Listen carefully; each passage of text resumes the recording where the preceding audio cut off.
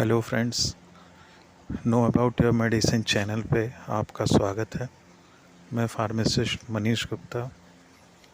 आज कॉन्स्टिपेशन और एनीमा से संबंधित कुछ बातों को आप तक पहुंचाने की कोशिश करूंगा। मेरे चैनल को लाइक और सब्सक्राइब करिए ताकि मेरे द्वारा डाले गए वीडियोस से आप लाभ प्राप्त कर सकें। आज हम बात करेंगे कि लोगों के अंदर कॉन्स्टिपेशन, जिसको कब्ज़ कहा गया है, वह किन कारणों की वजह से होता है। मूलतः कब्ज़ होने पर व्यक्ति को तेज़ दर्द और मल त्याग करने में कठिनाई होती है। यह मल त्याग की अवस्था हफ्ते में 3 बार होने की वजह से हो सकती है, या फिर बहुत कड़ा मल त्याग जिससे खून तक आने की दिक्कत लोगों को महसूस करती है।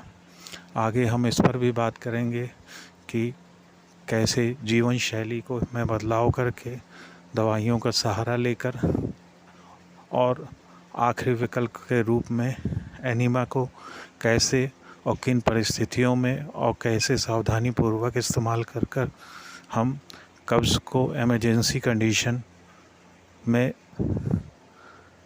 उससे निजात पा सकते हैं। यह इतना दर्दनाक होता है कि कभी कभी लोगों को पसीने से आ जाते हैं मल त्यागने में, साथ साथ खून भी आंतों के द्वारा निष्कासित होता है। ऐसा तब स्थिति में होता है जब व्यक्ति को पाइल्स की शिकायत होती है। पाइल्स होने पर और साथ साथ में कब्जियत अगर एक साथ हुई तो उस स्थिति में मनुष्य के मल द्वार से खून भी आ सकता है और यह उसके लिए बड़ा दुखद सा और कष्टकारी होगा। अब हम बात करते हैं कि यह होता किन कारणों की वजह से है। जो लोग बहुत अधिक सिगरेट, बीड़ी, तंबाकू का सेवन करते हैं, उनमें मूलतः कब्जियत ज़्यादा देखी जाती है। ऐसे लोग जो धूम्रपान के आदी हैं या जिनका धूम्रपान दिन में एक तय मात्रा से भी अधिक है, हालांकि धूम्रपान किसी भी मात्रा में नुकसानदेह है। लीवर से ग्रसित मरीज़ों में भी कॉन्स्टिपेशन या कब्जियत देखा गया है। लीवर सिरोसिस में या लीवर में सूजन आ जाना, या फिर जो लोग शराब के आदी होते हैं वह अक्सर कब्जियत का, कॉन्स्टिपेशन का शिकार होते हुए देखे गए हैं। इससे संबंधित दवाइयों की बात करें तो कुछ सिरप जो कि लिक्विड पैराफिन, या फिर कुछ टैबलेट्स, नॉर्मल डल्कोफ्लेक्स टैबलेट, जो प्राइमरी स्टेज पर नॉर्मल कब्जियत होने पर लोगों द्वारा इस्तेमाल की जाती है, जिसको गुनगुने पानी के साथ रात्रि में सोते समय सेवन किया जाता है।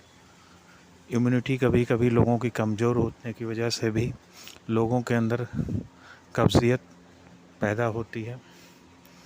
जिस स्थिति में इम्यूनिटी कमज़ोर होती है, उसके आंतों में इन्फेक्शन होने के चांसेस बढ़ते हैं, पेट में भी इन्फेक्शन होने के चांसेस बढ़ते हैं।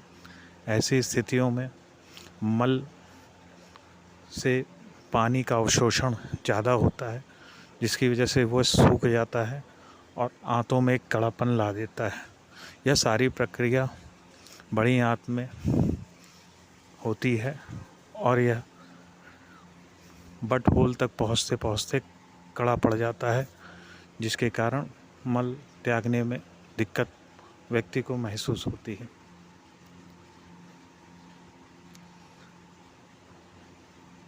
अब हम बात करेंगे कि इसको जीवन शैली में, अपने जीवन शैली को हम किस तरीके से रखें कि हमें इन स्थितियों का सामना ना करना पड़े। ज़्यादा से ज़्यादा पानी पिएं, एक व्यायाम की आदत डालें, अपने दिनचर्या को संयमित करें। अब हम बात करेंगे इमरजेंसी कंडीशन में एनीमा, जो कि सोडियम फॉस्फेट के रूप में ज़्यादा प्रचलित है। यह ब्रिटिश फार्माकोपिया की दवा है।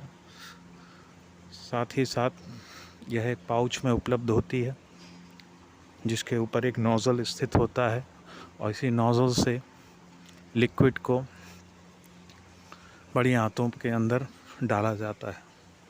इस नोज़ल के टिप पर एक छोटा नोज़ल होता है, जिसको तोड़कर इसका उपयोग किया जाता है। सबसे पहला काम हम करेंगे कि हम अपने हाथों को धो लेंगे, ताकि हमारे हाथों में किसी प्रकार का बैक्टीरियल इन्फेक्शन हो तो वह आंतों के द्वारा हमारे शरीर में ना पहुँचे। यह बहुत आवश्यक प्रक्रिया है।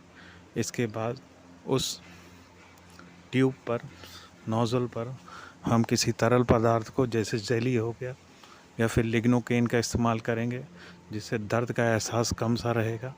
लिग्नोकेन जेल भी लगा सकते हैं। साथ साथ में इस नोज़ल के ऊपर एक स्टॉपर कंट्रोलर होता है, जो कि लिक्विड के बहाव को नियंत्रित करता है कि लिक्विड किस स्तर से इंटेस्टाइन के अंदर जाए। इसको खोल लिया जाता है। साथ ही एक पोजीशन पे, जिसमें मल द्वार साफ दिख रहा हो, घुटनों को अपने चेहरे की तरफ सिकोड़ने के बाद नोज़ल को पूरा अंदर डाल दिया जाता है। यह नोज़ल डालने के बाद पूरे लिक्विड को दबाया जाता है। यह लिक्विड पाउच में भी हो सकता है, सिरिंज में भी हो सकता है। जब भी ये लिक्विड अंदर जाता है तो यह अंदर जाने के बाद इंटेस्टाइन को ऐसी स्थिति में लाता है कि वह पानी को सोखना आरंभ कर देता है, जिसके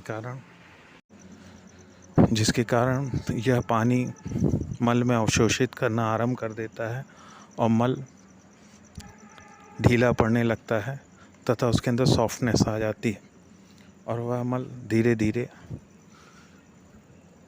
बड़ी आंच से बाहर होने में सक्षम हो जाता है। इस दवा का उपयोग रेगुलर बेसिस पर नहीं करना चाहिए तथा एक गैस्ट्रोइंटेस्टाइनल चिकित्सक के देखरेख में या स्वास्थ्य प्रदाता की देखरेख में ही करना उचित होगा। एक बार यह दवा अंदर प्रवेश करने के बाद मल को ढीला कर उसे बाहर करती है। बेहतर आपके लिए ये होगा कि आप इस पूरी प्रक्रिया में कम से कम पूरा हो जाने के बाद 15 मिनट से 1 घंटे तक वेट करें तथा एक ऐसी जगह पर बैठें जहां पर मल त्याग करने में आपको आसानी हो। मल त्याग हो जाने के बाद व्यक्ति को एक सुखद सा अनुभव होता है। उसके अंदर तनाव की कमी होती है, पेट का दर्द और सूजन जैसी समस्याओं से उसको निजात मिलती है तथा वह अपने आप को प्रसन्नचित्त महसूस करता है। अतः इन दवाइयों का सही उपयोग करना आपके लिए बहुत ज़रूरी है। इसका उपयोग हमेशा या लगातार नहीं करना चाहिए।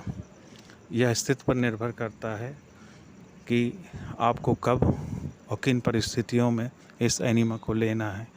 अतः बेहतर होगा कि एक चिकित्सक की सलाह के अनुसार ही और उसकी देखरेख में ही करें, क्योंकि ये आपके स्वास्थ्य के लिए तथा आपके लिए लाभकारी होगा।